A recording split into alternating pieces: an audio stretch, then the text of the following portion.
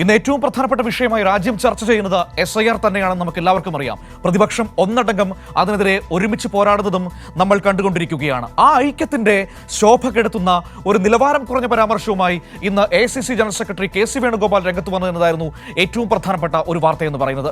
അതൊരു പച്ചക്കള്ളം പറഞ്ഞുകൊണ്ടാണ് സംഘടനാ ചുമതലയുള്ള ജനറൽ സെക്രട്ടറിയായ KC വേണുഗോപാൽ രംഗത്ത് വന്നത്.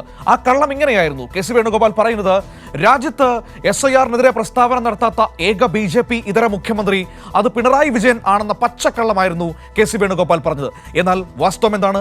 മുഖ്യമന്ത്രി എത്രയോ വേദികളിൽ SIR-നെതിരെ ശക്തമായ നിലപാട് സ്വീകരിച്ചിട്ടുണ്ട്. ഈ ഏറ്റവും അവസാനം കഴിഞ്ഞ ദിവസം മാർത്താണ്ഡത്ത് നടന്ന ജനാധിപത്യ മഹിളാ അസോസിയേഷന്റെ സമ്മേളനത്തിലടക്കം SIR-നെതിരെ ശക്തമായ നിലപാട് മുഖ്യമന്ത്രി സ്വീകരിക്കുന്നത് നമ്മൾ കണ്ടതാണ്. പൊതുസമൂഹത്തിന്റെ മുൻപിൽ ഈ വിവരങ്ങൾ ഡോക്യുമെന്റുകളായി നിൽക്കുമ്പോഴാണ് ഒരു പച്ചക്കള്ളം പറഞ്ഞുകൊണ്ട് KC വേണുഗോപാൽ രംഗത്ത് വന്നത്. നമുക്ക് KC വേണുഗോപാലിന്റെ ആ പച്ചക്കള്ളം കേൾക്കാം. ആ കള്ളം പൊളിക്കുന്ന മുഖ്യമന്ത്രിയുടെ വിമർശനവും നമുക്ക് കാണാം. SIR ഇന്ത്യ തലത്തിലെല്ലാം കോൺഗ്രസും CPM-ഉം ഇന്ത്യ കക്ഷികളെല്ലാം എതിർക്കുന്ന ഒന്നാണ്. SIR തിരഞ്ഞെടുപ്പിന് തൊട്ടു മുമ്പേ ധൃതി പിടിച്ച് നടപ്പിലാക്കുന്നത്. അതിൽ പ്രതികരിക്കാത്ത ഒരേ ഒരാളേ ഉള്ളൂ. കേരളത്തിലെ ഇന്ത്യയിലത്തെ എല്ലാ ഇന്ത്യ മുന്നണി മുഖ്യമന്ത്രിമാരും പ്രതികരിച്ചിട്ടുണ്ട്. SIR-ൽ പ്രതികരിക്കാത്ത ഒറ്റ മുഖ്യമന്ത്രിയേ ഉള്ളൂ, നമ്മുടെ കേരള മുഖ്യമന്ത്രി. അവരുടെ പാർട്ടി പ്രതികരിച്ചിട്ടുണ്ട്, ഞാൻ ഉറപ്പിച്ച് പറയാം. പക്ഷേ മറ്റു മുഖ്യമന്ത്രിമാർ, സ്റ്റാലിനായാലും ഹേമന്ത് സോറനായാലും മമതാ ബാനർജി ആയാലും കോൺഗ്രസിന്റെ മുഖ്യമന്ത്രിമാരായാലും അവരെല്ലാം ഇതിന്റെ സമരത്തിൽ മുന്നോട്ട് വന്നവരാണ്.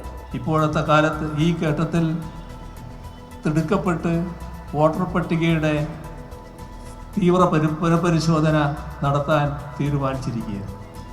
2003 ശേഷം ജനിച്ചവർ മാതാപിതാക്കളുടെ ജനനത്തീയതി തെളിയിക്കുന്ന രേഖകളടക്കം ഹാജരാക്കി പൗരത്വം തെളിയിക്കണമെന്നാണ് നിർദ്ദേശിച്ചിട്ടുള്ളത്.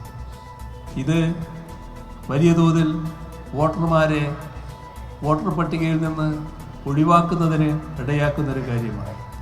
നാം കാണേണ്ടത്, ബീഹാറിൽ 65 ലക്ഷത്തോളം വോട്ടർമാരാണ് വോട്ടർ പട്ടികയിൽ നിന്ന് പുറത്തുപോയത്. ആ പുറത്തുപോയവരിൽ ഏറിയ കൂറും സ്ത്രീകളും ന്യൂനപക്ഷ വിഭാഗവുമാണ്, മറ്റ് അവശ്യ വിഭാഗങ്ങളിൽപ്പെടുന്നവരുമാണ്. ദേശീയ പൗരത്വ രജിസ്റ്റർ നടപ്പാക്കുന്നതിനുള്ള ഒരു ഗൂഢനീക്കമാണ് ഇതിന് പിന്നിലെന്നാണ് പൊതുവെ സംശയിക്കപ്പെടുന്നത്.